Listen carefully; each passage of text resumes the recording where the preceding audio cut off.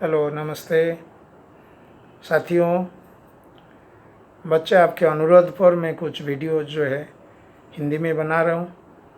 मेरी हिंदी को थोड़ा आप सहन कीजिएगा और जितना हो सके कंटेंट समझिएगा।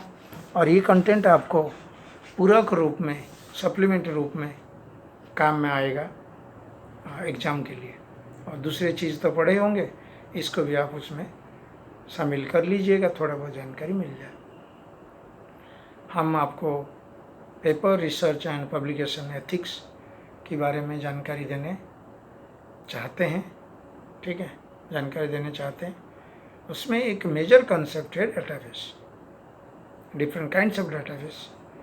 हमने देखा क्लास में बहुत सारी स्टूडेंट्स हमारा ऐसे डिसिप्लिन से आए हैं जो डेटाबेस की मूल बातें समझ में नहीं आता है।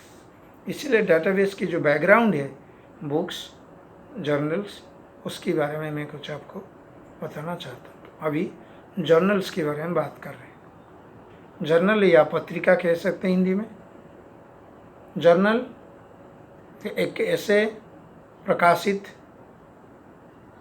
पत्रिका है जो पाठ्य विषय के संबंधित नए नए रिसर्च, नए नए जानकारी, नए नए खोज का जानकारी आपको देता है। सो जो छोटा सा डिफिनेशन मैंने बोला, जर्नल्स किसे कहते हैं? पाठ्य संबंधित, एजुकेशन एंड रिसर्च।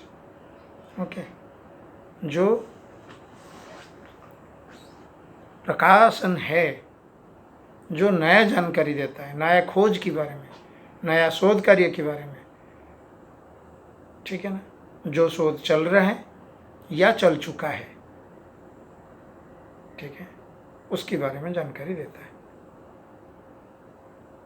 और ये रिसर्च के लिए मूल मुद्दा, इसीलिए उसको प्राइमरी सोर्स कहते हैं, सेकेंडरी नहीं कहते। रिसर्च के अंदर जैसे हमने डिवाइड करते हैं, प्राइमरी, सेकेंडरी, टर्शियरी और प्राइमरी और सेकेंडरी। ठीक है ना, उसमें प्राइमरी क्योंकि ये न्यू इन्फॉर्मेशन देता है। और जो आप अगर रिसर्चर को नया जर्नल जानकारी नहीं मिली, जर्नल आर्टिकल्स देखने नहीं मिला, मेरे ख्याल से उसका रिसर्च का भी क्वालिटेटिव नहीं हो पाएगा। और कई बार क्वालिटेटिव जो रिसर्च होगा या पीएचडी होगा वो वृथा जाएगा, क्योंकि आपको जानकारी नहीं मिला जिस संबंधित काम क्या क्या हो चुका है। ठीक है, तो इसीलिए जर्नल आर्टिकल्स का हम जो यहाँ पे आपको बताने वाले जर्नल्स क्या है और जर्नल को ट्रेस करने के लिए क्या क्या एलिमेंट्स है, क्या क्या उपाय है, उस जर्नल में क्या क्या भाग होता है, यही तो बातें है ना। जर्नल किताब की तरह नहीं छपती, किताब की छपने की समय नहीं है, कभी छप जाए। और जर्नल छपने की एक निर्दिष्ट या एक फिक्स्ड शेड्यूल टाइम है, जिसको हम अंग्रेजी में पीरियडिसिटी कहते हैं। ज़्यादातर पीरियडिसिटी क्वार्टरली होती है, यानी साल में 4 बार, न 3 महीना में 1 बार। बट ऐसे भी जर्नल है कुछ जो साल में 2 बार, साल में 3 बार भी छपती है। ओके, उसे पीरियडिसिटी कहते हैं। जर्नल की एक नाम होता है, टाइटल ऑफ द जर्नल, जिसको हम कहेंगे किताबों की तरह। नॉर्मली एवरी किताब की नाम बदल जाता है, नए नए किताब आएगा उनका टाइटल बदल जाता है। But in case of journal, normal case में नाम नहीं बदलता है। हाँ, कभी कभी बदल जाता है, कभी कभी बदल जाता है। अगर बदल जाता है कहीं ना कहीं, लाइब्रेरी वाले जब उसको कैटलॉग बनाएंगे या किसी एक डेटाबेस का यह हिस्सा होगा, उसमें पूर्व नाम को भी लिखा जा सकता है ताकि कन्फ्यूजन दूर हो जाए।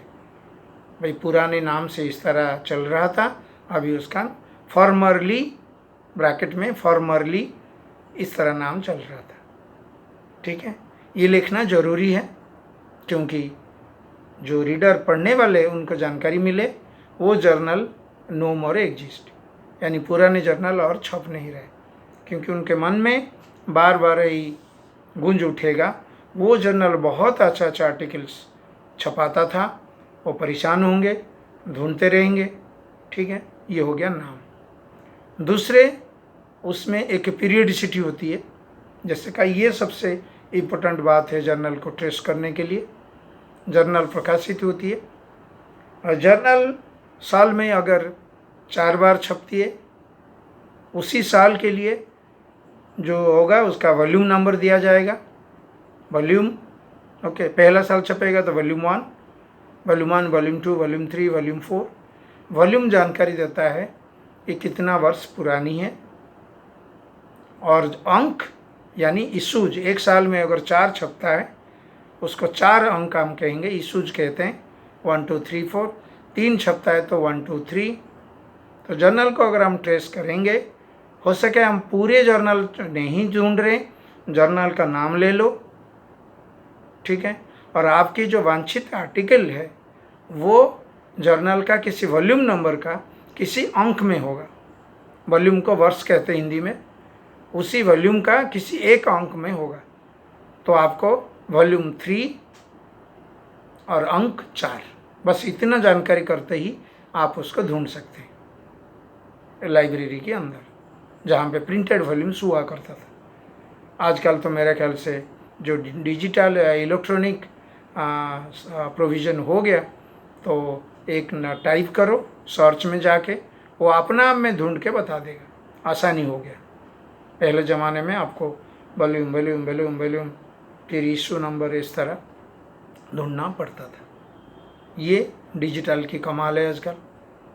देन उस तरह के कंटेंट होती है, जैसे उसमें एक अंक में कुछ रिसर्च आर्टिकल छपती है।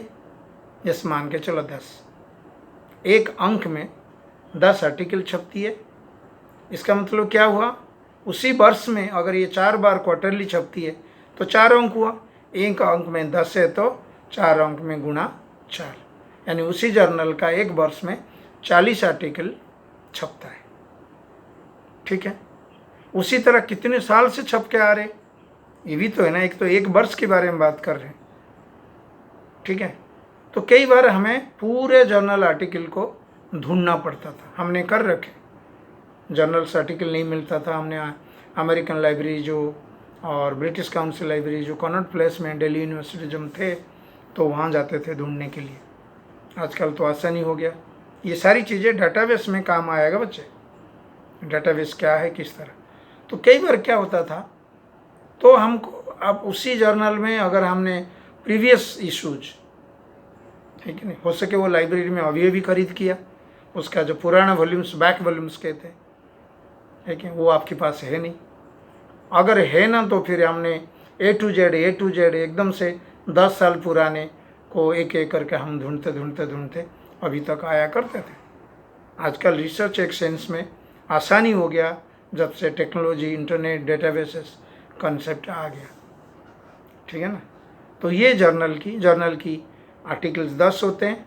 उसी जर्नल 10 आर्टिकल में ऑथर्स होते हैं, जर्नल्स आर्टिकल ऑथर्स होते हैं। यहाँ पे किताब की तरह ऑथर का मायना नहीं है। वहाँ पर्टिकुलर जर्नल की जो, जैसे एडिटेड बुक, ध्यान होगा मेरे बुक वाले लेक्चर अगर देखेंगे, उसमें एडिटेड बुक या बुक चैप्टर के बारे में बात किया था। सिमिलरली वही कंसेप्ट यहाँ लागू होती है जर्नल आर्टिकल्स में। हर एक जर्नल आर्टिकल्स ऑथर के द्वारा लिखित है और उसमें एक या टीम वर्क 3-4 ऑथर्स हो सकते हैं, ठीक है। और जर्नल की शुरुआत, जो आर्टिकल की फ्रंट पेज होती है, शुरुआत में एक एब्स्ट्रैक्ट हम देते हैं, सार कहते हैं हिंदी में।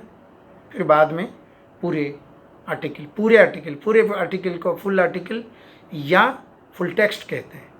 टेक्निकली आगे मैं कहीं फुल टेक्स्ट यूज करूँगा। यानी जर्नल्स अगर आपके हाथ में लग जाएं तो उसमें आपने देखें तो हर एक आर्टिकल जो है, आर्टिकल का अलग नाम होती है, उसमें ऑथर्स होते हैं, एक या अनेक होते हैं, और उसमें एक एब्स्ट्रैक्ट दिया जाता है, सार दी जाती है।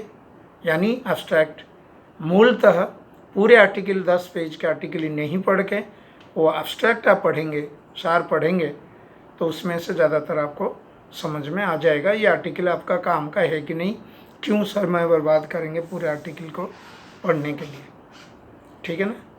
तो उसका फुल टेक्स्ट आर्टिकल कहते हैं पूरे आर्टिकल को, ठीक है। तो इसमें कीवर्ड भी होती है, यानी ये आर्टिकल में जो मूल शब्द प्रयोग किया गया, constitution, Indian constitution, constitutional amendment, okay, all these terms, की टर्म्स उसमें भी एब्स्ट्रैक्ट की तुरंत नीचे दी जाती है, फिर आपका फुल टेक्स्ट इंट्रोडक्शन होके शुरू हो जाती है। ये एक नॉर्मल स्ट्रक्चर है आपका जर्नल आर्टिकल का, ठीक है ना। बट परेशानी होती है धीरे धीरे, परेशानी क्या होती है, तो एक जर्नल तो आपको ढूंढना नहीं है, और एक जर्नल में इतने सारी अंक है, उसको भी आप कैसे ढूंढेंगे। बट एक जर्नल में काम नहीं चलेगा, बहुत सारी जर्नल्स जो आपका रुचि के, आपका वांछित विषय के बारे में पढ़ना पड़ेगा, खास तौर पर जो खास जर्नल्स है, और हो सके जो आपका लाइब्रेरी में भी नहीं है, बट आपको पढ़ना पड़ेगा, ठीक है ना।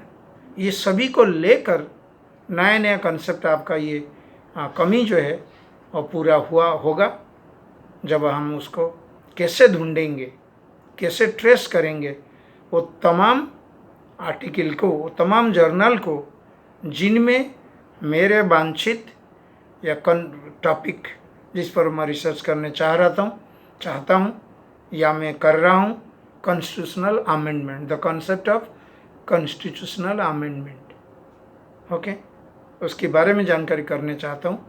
तो मुझे कैसे, क्योंकि मैनुअली, फिजिकली और प्रिंटेड बुक के फॉर्म्स में मेरे लाइब्रेरी में अगर मैं ढूंढूँ तो ये मुझे कमी महसूस करेगा, और मेरे रिसर्च इसी पुराने परंपरागत स्टाइल में अगर चलेगा, बाय द टाइम मेरे रिसर्च छप जाए, पीएचडी मुझे अवार्ड हो जाए, मेरे पीएचडी डिग्री एक कूड़ा हो जाएगा, क्योंकि मुझे पता ही नहीं चला जब तक जो रिसर्च नया हो चुका है कि नहीं, 10 साल पहले मैं उसी टॉपिक को लेकर आज कर बैठा।